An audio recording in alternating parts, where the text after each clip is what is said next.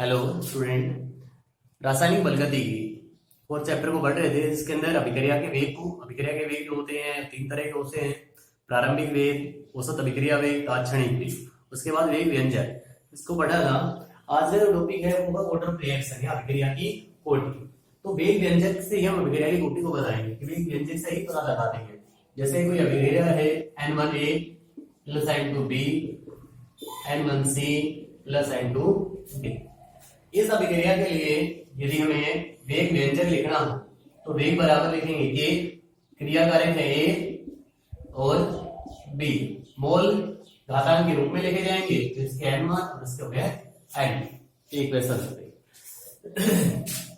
अब अभिक्रिया की कोटि क्या होगी कि जो वेग व्यंजक या वेग समीकरण लिखी है उसके अंदर क्रिया कारकों की जो घातांक लिखी है हमने, उन घातांकों का योग ही ऑर्डर ऑफ रिएक्शन या अभिक्रिया की कोटि होती है।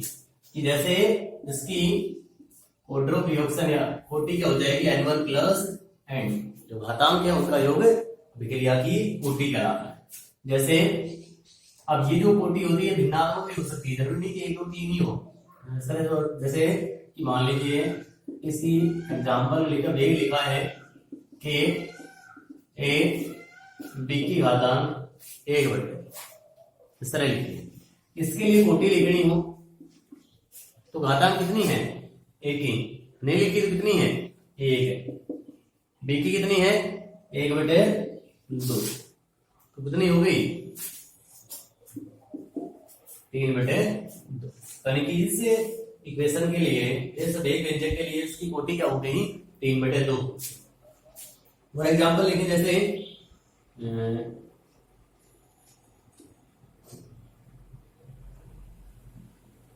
H2 plus I2 2H। इसके लिए वेग क्या लिखेंगे के H2 I, मोल नहीं लिखे तो कितनी, एक ही है, लिखने की कोई जरूरत नहीं। तो इसकी जो कोटि हो जाएगी वो कितनी हो जाएगी, इसके ऊपर पावर कितनी, एक, इसके ऊपर कितनी, एक, कितनी हो जाएगी 2 हो जाएगी। लेकिन मान लीजिए यहां लिख दिया प्लेटिनम, प्लेटिनम लिखने के साथ ही इसकी कोटि कितनी हो जाएगी 0 हो जाएगी। क्यों? क्योंकि यदि कोई अभिक्रिया किसी उत्प्रेरक की उपस्थिति में या किसी पदार्थ की सतह के ऊपर हो रही है तो फिर उसकी ऑर्डर ऑफ रिएक्शन या कोटि क्या होगी 0। कोई जैसे मान लीजिए वो N2 प्लस TH, Fe उत्प्रेरक के रूप में काम में आता है यहाँ 2NH, तो इस अभिक्रिया की कोटि क्या होगी 0। क्यों? क्योंकि ये Fe की सतह के ऊपर हो रही है, प्रेरक की उपस्थिति में हो रही है, इसलिए 0 हो जाएगी। अब जो अभिक्रिया होती है वो 2 प्रकार की होती है। एक होती है प्राथमिक अभिक्रिया। प्राथमिक अभिक्रिया जो एक ही पद के अंदर संपन्न होती है, वही पद उसका निर्धारण करेगा कि इसकी कोटि क्या होगी, तो वो तो हो जाएगी प्राथमिक अभिक्रिया। और एक होती है जटिल अभिक्रिया। तो जटिल अभिक्रिया क्या होती है, जो एक से ज्यादा पद के अंदर संपन्न होती है, वो जटिल अभिक्रिया होती है। जैसे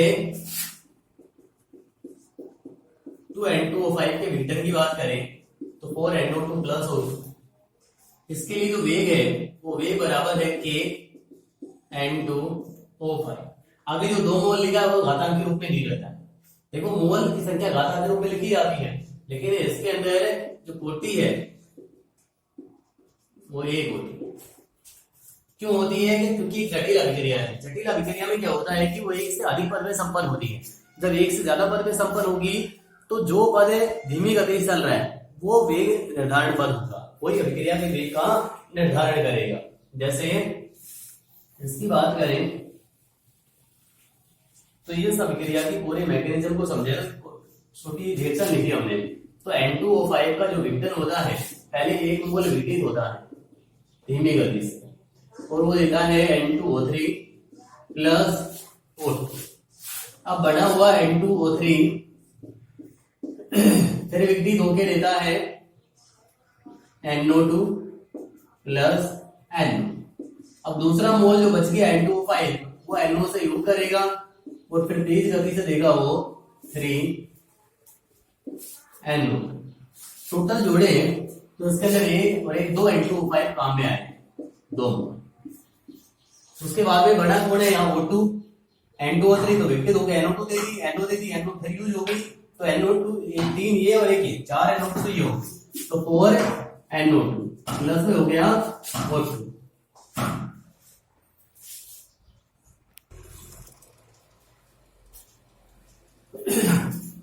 अब 2N2O5 में 4 NO2 प्लस O2 दिया है। अब यहाँ पे क्या होगा कि इसके अंदर धीमी गति से ये पद, ये तेज गति से, तो धीमी गति से पद हुआ है, इसमें केवल N2O5 का 1 मोल ही काम में आया है।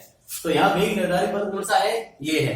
यहाँ मोल की संख्या नहीं लिखी है, तो कितना है यहाँ 1 मोल है, तो उसके बाद वातावरण लिखी कितनी है, तो खोटी की क्या हो गई 1। तो ये अभिक्रियाएं जो होती है वो केवल अभिक्रिया को देख के पता नहीं लगाते, ये प्रैक्टिकल अभिक्रिया में पता होता है इसमें कितने पद के अंदर वो संपन्न हो रही, तो मैकेनिज्म से इसका पता लगा सकते हैं बस। तो ये होगी प्राथमिक अभिक्रिया और जटिल अभिक्रिया।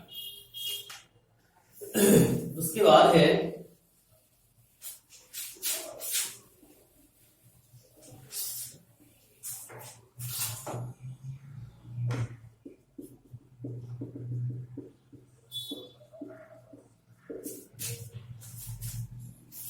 अभिक्रिया वेग की इकाई या किस तरह की कोटि है, उसकी क्या इकाई होगी, क्या यूनिट होगी, क्या मात्रा होगा।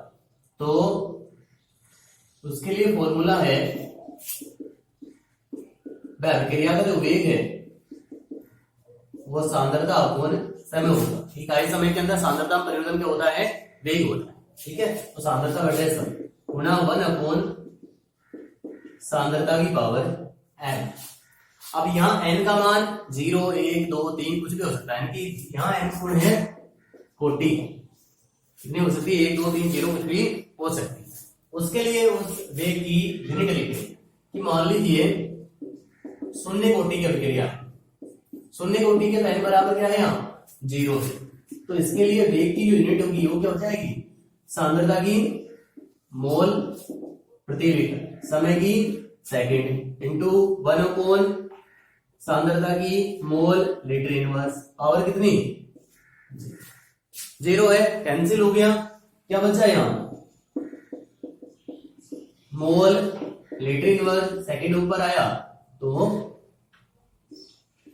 सेकंड। तो शून्य कोटि अभिक्रिया की जो इकाई हो गई वो क्या हो जाएगी, mole litre inverse second inverse. यदि शून्य कोटि की अभिक्रिया है तो उसके लिए वेग की जो इकाई होगी, यूनिट होगी, वो mole litre inverse second inverse होगी। यदि फर्स्ट ऑर्डर की रिएक्शन है, प्रथम कोटि की अभिक्रिया है, तो फिर n का मान 1 होगा, उस समय वेग क्या हो जाएगा, mole litre inverse second into 1 upon mole litre inverse की पावर 1 है, ये भी 1 क्या हो जाएंगे, कैंसिल हो जाएंगे, सेकंड ऊपर आएगा, क्या हो जाएगा सेकंड इनवर्स हो जाएगा। तो फर्स्ट ऑर्डर रिएक्शन के लिए जो वेग की इकाई होगी क्या होगी, सेकंड इनवर्स होगी। इसी तरह द्वितीय कोटि के लिए भी लिख सकते हैं। तो वहां पावर कितनी हो जाएगी, 2 हो जाएगी, एक कैंसिल हो जाएगी, ऊपर आ जाएगी। तो सेकंड ऑर्डर के लिए जो आएगी वो आएगी mole inverse litre second inverse, ये इकाई। तो ये हो गई अभिक्रिया वेग की इकाई। उसके बाद का जो टॉपिक है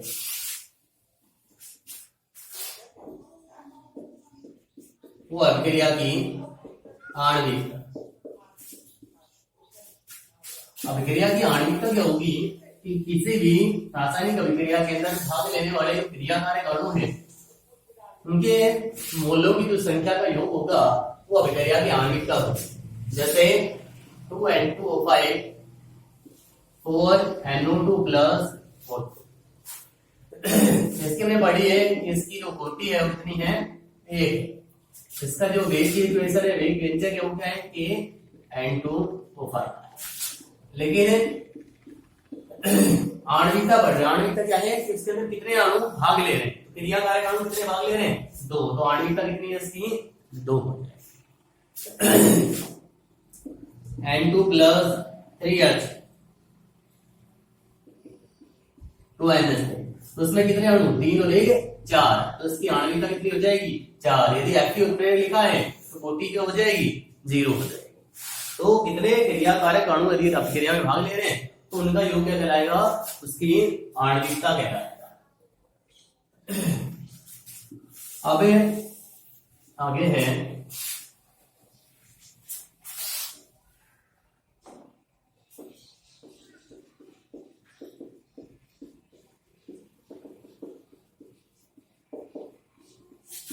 अगला टॉपिक है समाकलित वेग समीकरण। समाकलित वेग समीकरण पहले लिखे जीरो ऑर्डर के लिए, शून्य कोटि अभिक्रिया के लिए समाकलित वेग समीकरण शून्य कोटि, जैसे आर रिएक्टेंट और पी थोड़े, ठीक है। वेग क्रिया कार्य के लिए लिखे तो डी आर अपॉन डी बराबर के, वेग लिखेंगे वेग इंजेक्ट तो dx upon dt R, dr upon dt R reactant है, आर घातांक कितनी लिखेंगे, ऑर्डर कौन सा है, जीरो ऑर्डर, तो घातांक कितनी जीरो लगाए, रिएक्टेंट है तो चार्ज कैसा आता है माइनस, तो क्या लिखेंगे यहां से माइनस के आर की पावर जी। अब घातांक शून्य हो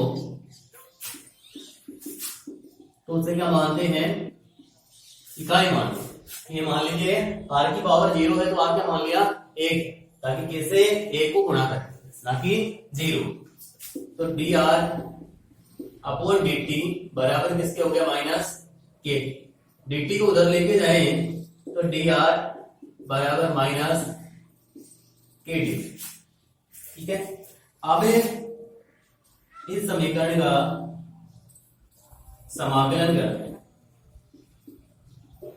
समाकलन करेंगे तो डी आर माइनस बार के डी, डी आर क्या हो जाएगा आर और के डी टी क्या हो जाएगा माइनस के टी और समाकलित स्थिरांक क्या हो जाएगा ये हो गया, तो आर बराबर आ गया माइनस के टी से। अब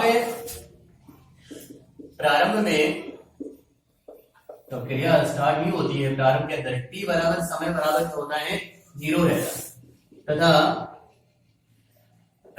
सांद्रता आर बराबर क्या मान ली आर नोट, आर नोट कौन सी मान ली प्रारंभिक सांद्रता, भैया क्रिया स्टार्ट नहीं हुई है तो उस समय समय टी बराबर जीरो है, तो आर सांद्रता क्या है आर नोट है, तो आर नोट प्रारंभिक सांद्रता, आर नोट सी है अंतिम सांद्रता, तो उस समय आर की जगह क्या लिखेंगे हम आर नोट माइनस के टी प्लस सी, तो माइनस के टी की जगह कितना जीरो प्लस सी, पूरा गुना जीरो हो गया, तो आर जीरो बराबर किसके आ गया सी, तो यानी कि यहां हम ये समीकरण मान ली अपनी, ये समीकरण एक के अंदर सी की जगह रख सकते हैं हम आर जीरो, तो यहां लिखे हम सी का मान समीकरण एक में रखेंगे, सी का मान जब समीकरण एक में रखेंगे तो आर बराबर क्या हो जाएगा माइनस के टी प्लस में आर आर जीरो। अब एक के टी इधर ले आए, आर को उधर लेके जाएंगे, इधर आएगा प्लस का हो जाएगा, ये उधर जाएगा माइनस का हो जाएगा, तो आर जीरो माइनस आर, और के बराबर क्या हो जाएगा R zero minus R upon, तो के कौन है समाकलित वेग स्थिरांक है ना, वेग स्थिरांक है, वेग स्थिरांक है साम्य अवस्था स्थिरांक है, के बराबर क्या है R naught minus R upon T R, तो यह आ गई इसकी समाकलित वेग समीकरण। तो ये प्रथम शून्य कोटि अभिक्रिया के लिए समाकलित वेग समीकरण। तो किस तरह याद की कि वेग जब लिखते हैं तो dx अपॉन dt या dr अपॉन dt रिएक्टेंट के लिए माइनस के, आर की पावर कितनी है शून्य कोटि तो जीरो लिखी, इकाई मान लेते हैं इसलिए बराबर माइनस के, उसका क्या समाकलन, प्रारंभ के अंदर टी बराबर जीरो होता है, आर बराबर आर नोट मानते हैं, तो उस समय आर नोट बराबर आ गया सी के वैल्यू आके इसमें रखी तो टी का मान आ गया, तो ये होगी इसकी समाकलित वेग समीकरण। अब समाकलित वेग समीकरण होगी तो शून्य कोटि अभिक्रिया के लिए इस समाकलित वेग समीकरण से अर्ध आयु काल को ज्ञात करते हैं, याद करते हैं हाफ लाइफ अर्ध आयु काल। तो अर्ध आयु काल क्या होता है कि जब अभिक्रिया कितनी